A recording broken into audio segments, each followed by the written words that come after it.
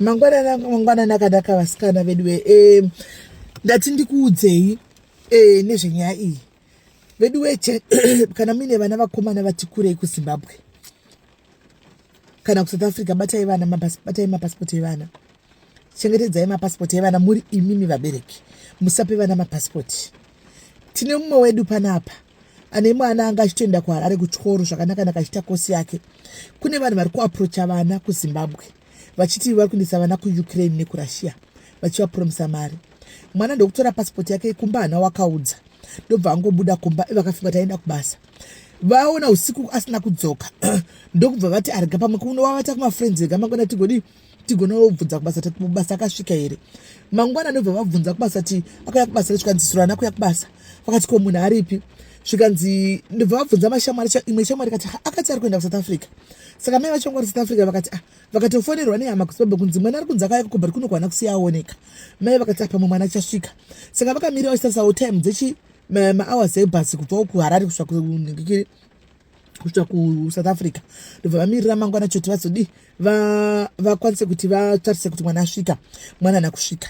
Ndobva vataura kuti mwana hana kusvika kunoko ndobva vatanga kunyanyisa kuti mwana ari kupi anomaona. Saka mukuramba vachiinvestigate mai vachitsvaga muyamira handitika ndobva bazokuita mumwe munhu akaita pfungwa dzekuti veduwe ngatiitei kuti kana mwana uyu anogona kunge adi yameno ngatiitei kuti tese papasi paairport hakuna here kwakapinda nemwana kwakubhadhara kuairport handika kwakutarisigwa zita kwakutooneka kuti mwana uyu akapinda asi akapinda ndege yanga yava vanga vava kuDubai ikwai kuDubai ameno ndokwayanga atove vakatobaona kuti vakwira ndege asi ndege yanga yava muDubai. Saka uyu munhu ari kupromisa vana vanhu vari kupromisa vana ava vanovapromisa $20,000 handika kwai vozopota chipa $2,000 every month vachivaendesa kuRussia uko kuri kurwiwa hondo kuti vanoita pafront yehondo nekuRussia nekuUkraine.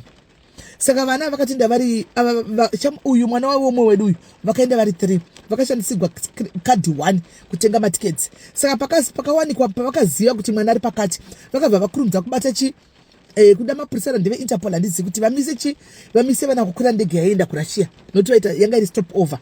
Ndobva mapurisa kwamaneja kuti kukanzela kuvastop kuti vasapinde mundege kuenda uko ndomabatiro wakaita vese vari 3 kuti vakwanise kudzoserwa.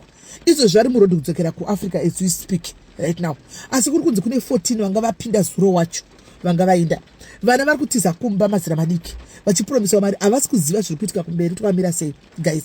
Taurai nevana muvaudze because vana masoja mazhinji ari kunzwa kuRussia haasi kudzoka ndo vari kunotambiswa front yepahondo kuti varwe hondo. Saka havasi kudzoka vari kunofira ikokoko vapiwa $20,000 daya kana $2,000 daya ameno handimazviona. So vabereki chati vichikumbirisa titipane nechenjedzo andika whistleblowing kuti vabereki vane vana vari kuchengeta mapasipoti avo torai mapasipoti because kwaita vanhu paHarare apa nekune mamwe matauni vari kuofa vakomana vana mari yekuti vaende kuhondo. Saka mwana imagine kuti mwana kana asina chaari kuita asina mbovhera akabata $200 akati mupenyu wake oudzwa kunzi runopiwa 20 gida anoenda haasi kuziva what is waiting kumberi uko kuti kumberi kuri kunofiwa.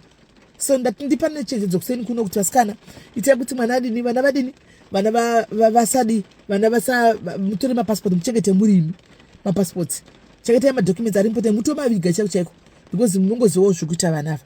Ndangoti pane nechenjedzo mangwana nanhasi tobatana handiti paleta.